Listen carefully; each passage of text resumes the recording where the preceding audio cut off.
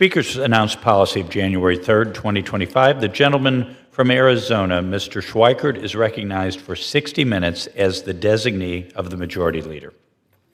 Thank you, Mr. Speaker. And for everyone's sanity, I hope not to go 60 minutes. I might go 40. Mr. Speaker, first, the good news. So if anyone else is a geek out there, there's this app put out by the Atlanta Fed, so the Atlanta Federal Reserve. And what they do is they do certain samples and trying to constantly estimate what the gross national product, so GDP, will actually be. And a little while ago, they actually updated it saying the U.S. economy looks like it's running at 3.4%. That's remarkable. If you stop and think about it, this is absolutely, think with all the headwinds and all the things over tariffs and all these other, the economy actually is surprisingly healthy. So, Mr. Speaker, one of the reasons I'm up here today, and like every other week, is then saying, okay, our fiscal year ends in a couple weeks, and our best estimate is this fiscal year we will have borrowed 2.4, maybe 2.5. We have one model in our office, $2.5 trillion. That's like $72,000 every second of every day we're borrowing. So think of a world where you're borrowing $70,000 a second. Yet the economy is actually fairly decent. What's going on? Is it Republican? Is it Democrat?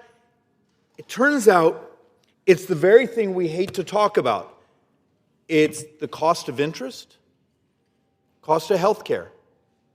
And that health care is primarily driven because we're unwillingness, and look, Mr. Speaker, you're a doctor, if I remember, we're unwillingness to have the honest conversation of how we deliver, where we can revolutionize the cost, where we can adopt technology, because we're in the incumbent protection business. We protect incumbent bureaucracies and incumbent business models. But if we don't take this serious, you think you can have a country that's borrowing $70,000, $72,000 every second, and you can keep that going? Remember, once again, I'm going to try to show versions of this. In 7 years, the Medicare trust fund is empty. In 2032, 7 years, halfway through that year, the Medicare trust fund is empty. In 2033, the first full year, our best estimate is that's about $140 billion shortfall. Mr. Speaker, in 7 years, the Social Security Trust Fund is empty. Meaning in 2033, if you're going to cover the Medicare and Social Security, you're approaching almost $600 billion. How many of us get behind these microphones and actually talk about things that are truly terrifying? We're really going to avoid dealing with our actual jobs. Are we going to allow in 7 years the doubling of senior poverty in America?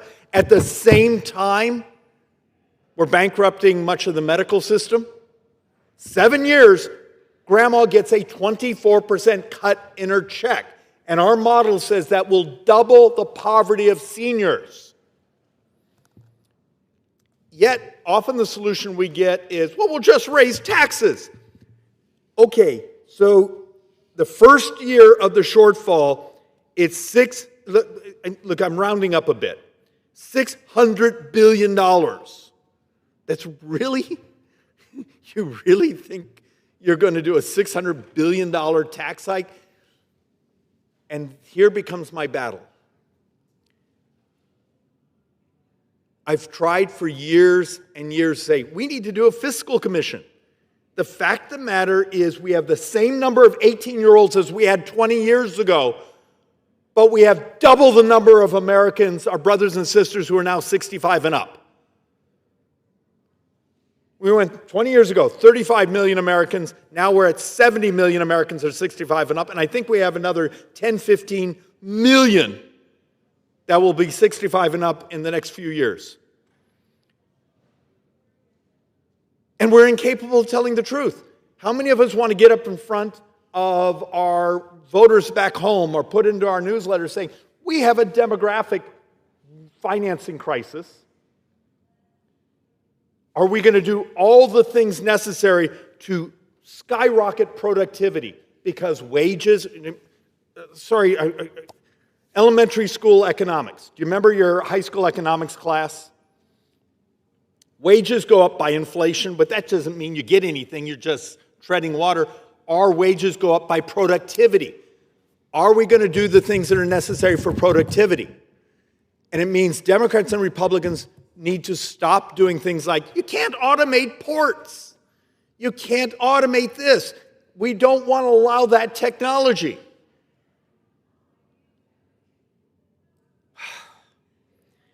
There's a way to make this not be dystopian. And Mr. Speaker, I am so tired coming behind this microphone, and I can't imagine the poor staff here has to be just exhausted. But I'm trying not to speak like a machine gun anymore. I'm trying to slow down. And over and over and over, and every time I come up, the numbers are a little bit worse. And what's frustrating is the economy is actually doing fairly well, but the scale of the debt, because we keep spending and spending and spending. So let's actually do some of the charts to try to see if I can get this to sink in. Next year, for every dollar of tax collection, we're going to spend $1.43. Let's do that again. For every dollar of tax collection, next year, starting in a couple weeks, October 1st, we start the new fiscal year, so this is for the 2026 fiscal year, we're going to spend $1.43. How long is that sustainable? And for everyone going in your head, oh, we'll just raise taxes.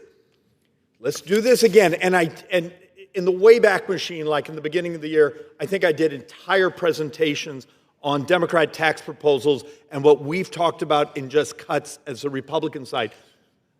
Our best estimate is this fiscal year that we're finishing in the next couple weeks, we're going to borrow 7.3% of the entire economy.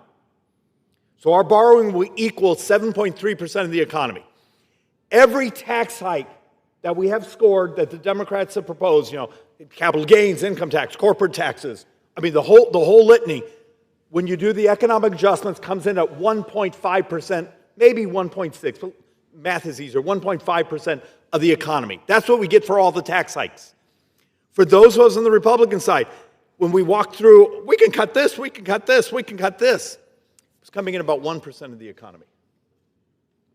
Anyone see the math problem? I got 2.5%, and that's all you've ever heard behind these microphones, but we're borrowing 7.3% of the economy this year. And how many idiots like me will get up behind these microphones and tell you the truth? Next year, every dollar of tax collections, we're going to spend $1.43. Let's say you're the most liberal member here. Do you have any understanding when this hits the wall, the devastation, the crushing of poor people? How about if you're the most libertarian or free market? Do you understand the crushing of the economic system that has produced so much prosperity that will happen when we're in crisis mode? Let's not let it happen. So let's actually walk through, because this is actually one of my things. We're borrowing a little over this. We borrow about $6.5 billion a day. So I always love the debates here. We're going to save $100 million. Great, great. We borrow about $260, $270 million an hour. So $250 billion an hour. And we'll have debates here that go on sometimes for an hour to save functionally minute, half a minute. We've had one where it was like 15 seconds of borrowing. And in 9 years, we're over $10 billion. My math is closer to $10.5 billion a day is just the structural borrowing. And one of the deceiving things is over the next 10 years, we functionally spend $70 trillion. And you'll get someone say, well, you guys voted for this. Well, you guys wanted to tax this. And you actually start to help them understand, saying, we're talking fractions of our exposure. And I accept you don't need to be an accounting major or math major to be a member of Congress. But so we make some very pretty charts for anyone that actually gives a darn about what's going on. Every single month, the Joint Economic Committee Republicans, we publish a monthly fiscal update. And we've tried to make it as simple as possible to understand, page after page, to show you what the hell's really going on. Because one of the things that is incredibly frustrating is we live in a world where so much of what you're going to find on the internet right now isn't true. Let me prove it. So here's an article I was very disturbed to find out. Complex infection keeps the Pope in hospital. This is Newsweek from a couple days ago. Apparently the Pope is in the hospital. This is actually a story that was posted September 8th. Except the small problem is this Pope has been dead for months. Welcome to the quality of what we call news anymore. And this is Newsweek. They just let their AI generate a story, fill it up. There's no human that bothered to look at it. And yet you and I have to help our voters, our constituents call us and say, is this true? And you can't find the story, they send it to you and go, well, that doesn't make any sense. That's it's someone that hit a computer button. But what also happens when we actually see stories like OMB says Trump economic agenda will cut the deficit in half. And I'm trying to find the policies, and you start to go over it, and many of these stories are actually, someone was giving a speech, and so the AI wrote a story. And it's not actually what was said. And my frustration with this is I have members here right now who say, David, we're going to take in $300 billion in tariff receipts, customs duties if you want to be accurate. Next year, we're fine. Okay. Next year, we're borrowing about 270, 280,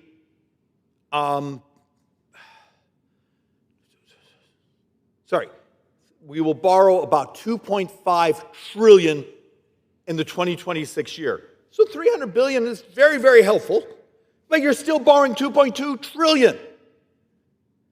And we haven't actually done all the economic effects of, does that actually change purchasing behavior? We have some great stories today on the Bloomberg terminal of companies that look like they've been actually undervaluing when their customs duties, meaning they're lying to the customs service and we're taking in less receipts than we should.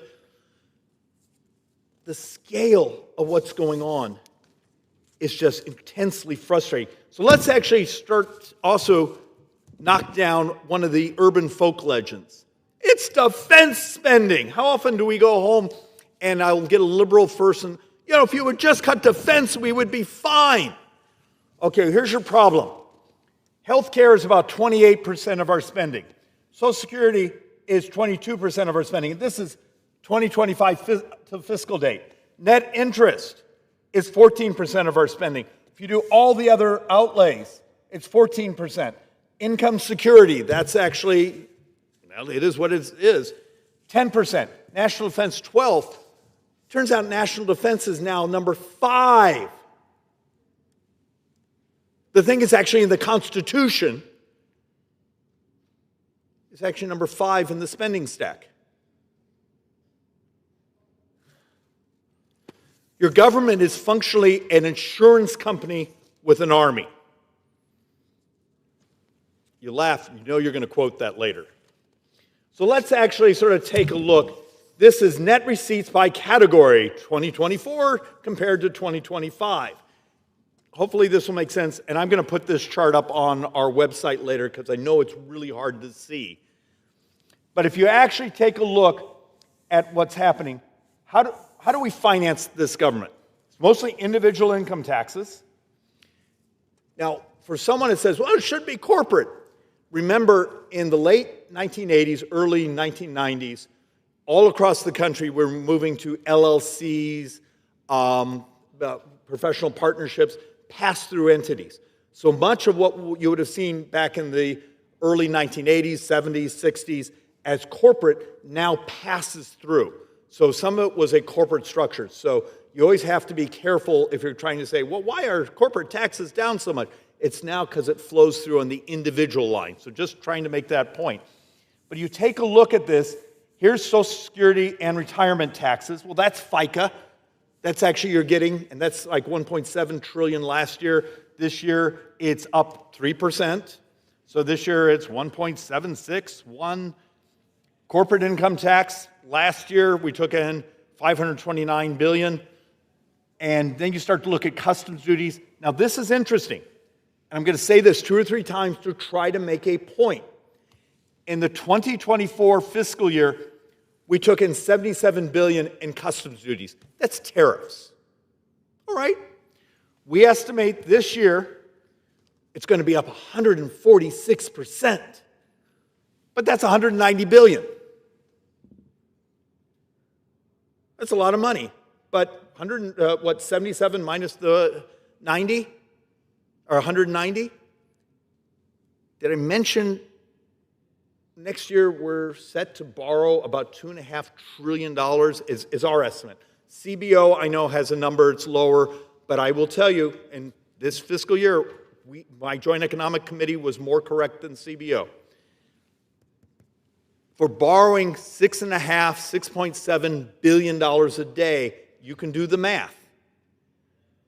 The step up in customs duties, we might be picking up 3 weeks of borrowing. And this is my frustration. What happens when our brothers and sisters get in front of televisions or put out things and say stories, well, Doge is going to pay for everything. Well, the customs duties, the tariffs are going to pay for everything. And then some of us actually have to try to make the math actually work. The voters are much smarter than we ever give them credit for. Hell, I think they're much smarter than we are. Maybe we can tell them the truth. We got a problem. Interest and healthcare costs are consuming this society, consuming this government. And you start to take a look at the net outlays. And you start to see, well, Social Security taxes, oh, they're up 8.3% over last year. Spending on, this is spending, this is outlays. So spending on Social Security went up 8.3% over last year, baby boomers. And we actually have an unusual thing happening. If you take a look at the Social Security Actuary Report, a lot of our brothers and sisters are choosing to retire at 62, which actually is hurting productivity because many of these folks are very productive workers, but they're fearful saying, well, in 2032, I get a 24% cut. I'm going to take my money now.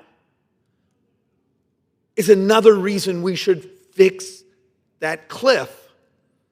But you're not allowed to actually talk about it because the other side will run attack ads beating the crap out of you in the next election because you dare talk about the morality of actually fixing these things. Look, you know, right now, I'm in a 50-50 district. There's someone over at the DCCC taking clips saying, he said the word Social Security, we got our attack ad. And then you wonder why no one here will work on it. The point on the net outlays is last year we spent $7,746 billion. This year we're going to spend $7 trillion $148 billion. Okay. And remember, the 2025 is an estimate because I still have a couple weeks. I got to figure, and there's always weird timing effects at the end of the year where we roll a bill over into the next fiscal year. But what happens when our total receipts? We're going to take in $5,254 billion, spend $7,148 billion. The point there is we're spending a hell of a lot more money than we're taking in. And a bunch of the money is not stuff you can touch. It's the Social Security and what goes into the Medicare Part A trust fund. Sorry, let's go down to geekdom. On your FICA tax, your payroll tax, a portion of that is Medicare, Social Security, unemployment, other things. That tax only covers about 38% of Medicare. Other portion of Medicare, it can be 10 to 15%. You pay in co-pays if you're in traditional Medicare. And the rest comes right out of the general fund. That's why the fact that in the next 7 years, Medicare goes from $1 trillion to spend this year to $2 trillion in 7 years. It's demographics and healthcare inflation. But this gap from here to here is the annual deficit. 7.3% of the entire economy. And for those who want to say, well, it's the legislation from, no, this was structural. This is what we were built on. And the increase in spending, once again, discretionary, what we talk about, what we work on, keeps getting smaller. Defense as a percentage has been going down from years. Years ago, defense was number one. Now, if you actually, the way you stack it, it's either number 4 or number 5 in our spending.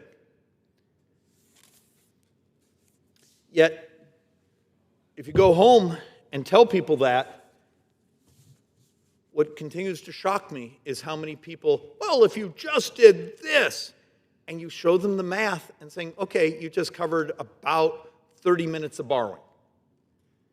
And they look at you angrily because my belief is the political class for so long hasn't told the truth.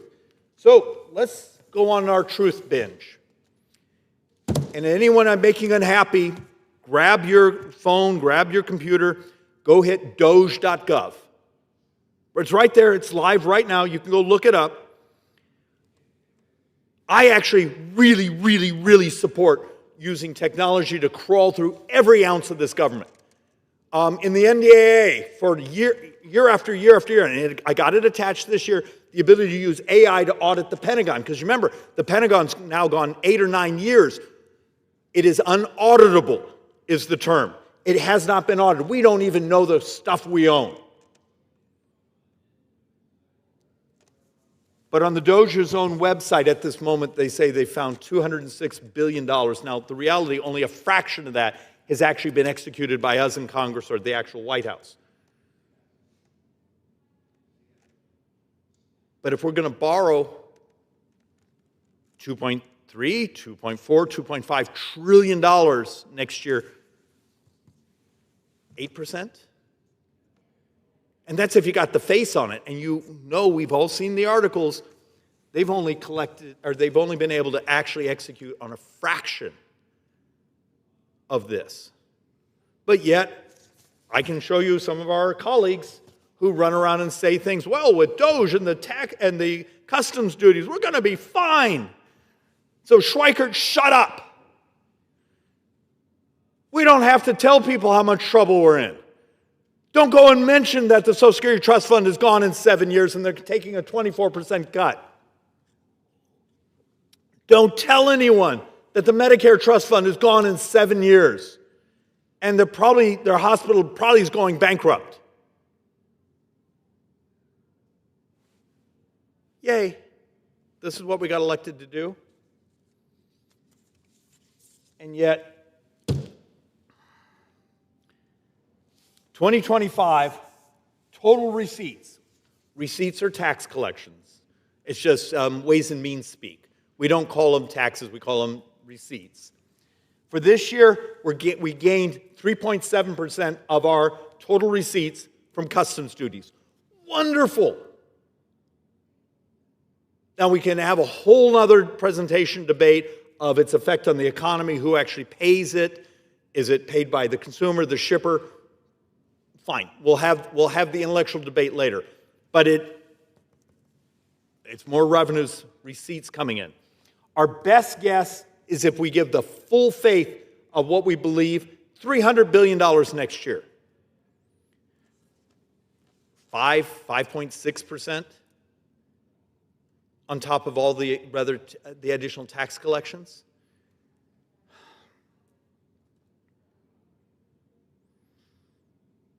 It's helpful. You know, borrowing in many ways is a tax.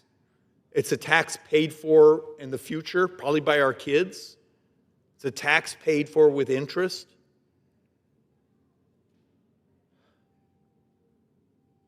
But stop pretending we've solved the problem.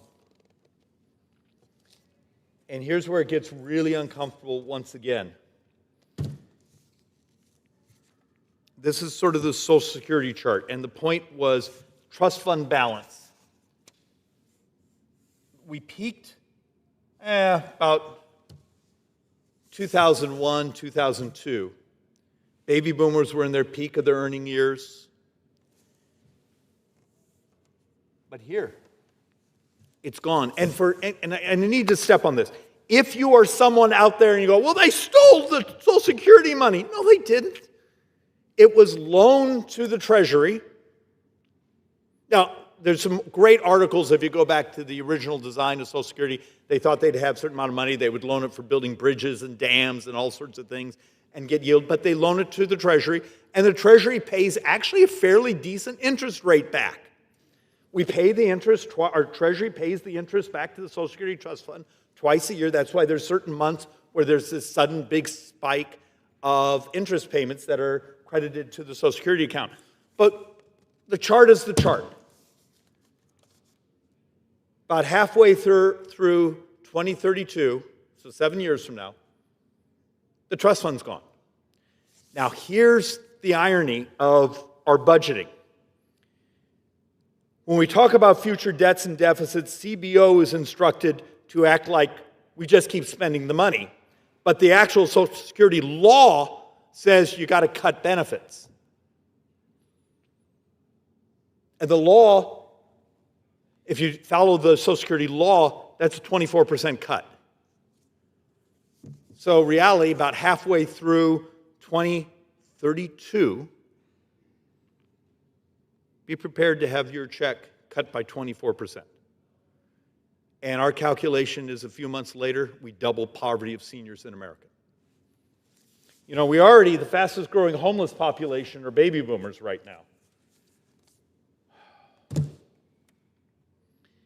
And you look at this chart, look, I just threw this one on. It's a little more complicated than I wanted to do tonight. But this is actually a chart showing the increases in spending. And one of the reasons I brought this chart is trying to help folks understand we are all so acculturated around here. Well, Social Security is always going to be the biggest spend. Except when you get in the out years, I accept some of this is 20-some years from now, 25 years from now. Actually, healthcare costs. But this is something we could actually have a miracle in changing. I've come behind this mic over and over and over and over and over and over and over and over, said, look, we are on the cusp of miracles. A couple weeks ago, I went to New Hampshire to a lab there where they were growing undifferentiated islet cells. Apparently, islet cells that don't need anti-rejection drugs to get bodies to be able to start making their own insulin again. There's crazy ideas. Mr. Speaker, okay, can we do a thought experiment? And I'm probably going to get beaten up for this. This is a thought experiment, so give me some leeway on it. But I'm trying to help our brothers and sisters and anyone crazy enough to watch this to think. So, we've turned healthcare into a financing debate. The ACA, Obamacare, was a financing bill. It's who gets subsidized, who has to pay. And mostly borrowed money. The Republican alternative was a financing bill, a little better actuarial curve, but it was a financing bill. Medicare for All is a financing bill. I'm begging us, could we have a revolutionary thought between Democrats and Republicans, maybe if we actually talk about what we pay and what we get for what we pay. So the debate is right now, a number of the expanded subsidies on the ACA expire. Now, there's parts of the country, high medical costs, high income, you can make up to $600,000 a year and get $4,000 plus in subsidies paid to the insurance company. Now, here's the perversity. These subsidies, the $33 billion it would take for 1 year, $40 billion if you made it permanent, are paid to insurance companies. So, Mr. Speaker, here's just a crazy thought experiment. Ozempic goes off patent in Canada in January. States like Florida and Colorado already have gotten the FDA to approve reimportation. We actually have a chart that's looking at the potential of generic manufacturers producing it from $60 to $120 a month. What would happen? This is a crazy, crazy, crazy thought. We know Milken researchers a couple years ago said obesity is 47% of U.S. healthcare. Diabetes is 33% of U.S. healthcare. It is 31% of Medicare. How many lives are being lost right now because of multi-chronic conditions? Because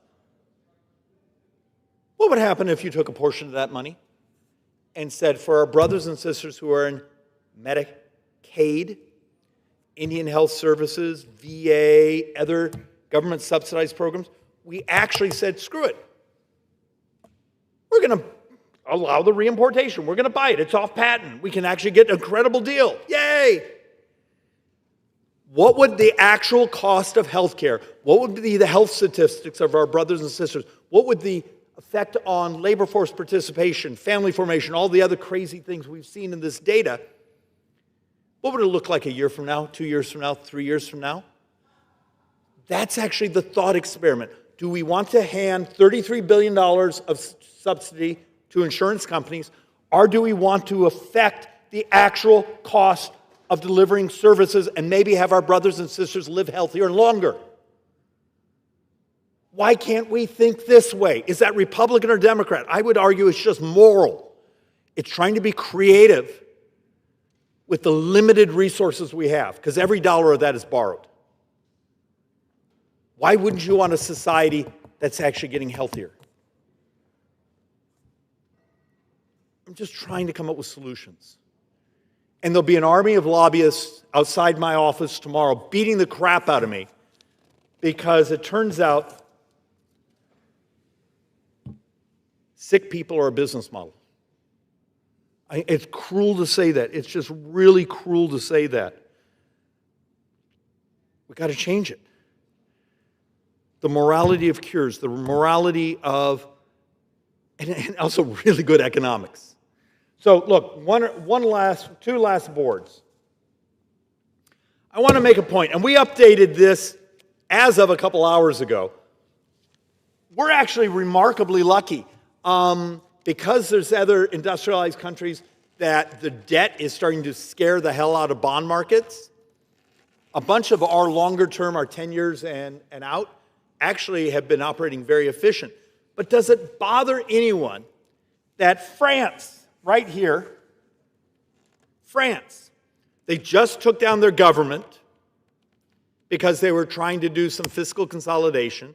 They won't let them deal with their debt, but they can sell a bond for about 50 basis points cheaper than we can. Greece, actually about about 70 basis points cheaper than, Greece has a better, when they take a 10-year bond to market, it's substantially lower interest rate than the United States. All these countries here have a better credit. You look at the credit rating of what people are willing to buy the debt for than the United States. You realize there's 18 states that actually have a better credit rating than the federal government.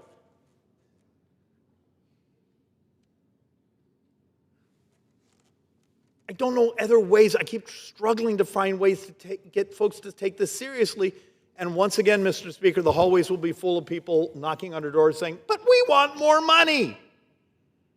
They don't show up to say, hey, we have an idea how to do it better, faster, cheaper, and we want a free market. We believe in creative destruction. Look, I never liked the CHIPS Act because direct cash subsidies, often subsidizing last generation technology, leads to what's going on right now. So should Intel give up 10% of its ownership, what would happen if Intel were forced to break up? You might end up with 4 or 5 creative, efficient, cutting-edge companies that this one's doing design, this one's doing... Do you remember your high school economics class? Creative destruction is what brings you to that next level of productivity, which raises wages. For working people in my district, if you're not making about 27, 28% more than the first year of the Biden administration, you are poor today. We had some of the highest inflation. I think at the end we came in number 2. Yet I see some numbers in Arizona that are making me very nervous on the growth of unemployment, the stagnation of wages.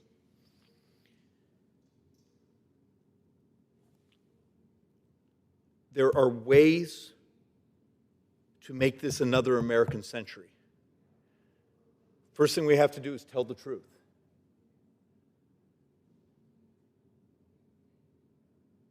You have a country that's borrowing $70,000, $72,000 a second. How long do you think we can keep that up? Yet if we would get our tax system, our regulatory system, and legalize once again creativity, legalize the productivity, instead of the barrier after barrier after barrier. Those barriers may be great politics. We get help. They show up at our fundraisers and help us. Maybe you can get a union to vote for you. But it's crap economics. Mr. Speaker, look, I'm incredibly optimistic of the future. I am 63. My wife is 63. I've said this a few times and people think I'm insane. I have a 3-year-old we've adopted. We have a 9-year-old we've adopted. We are the luckiest family on earth. My little boy, when he's about 21, 22 years old, every tax in America needs to be doubled just to maintain baseline services. My kids will be part of the first generation to be poor because of our unwillingness to tell the truth.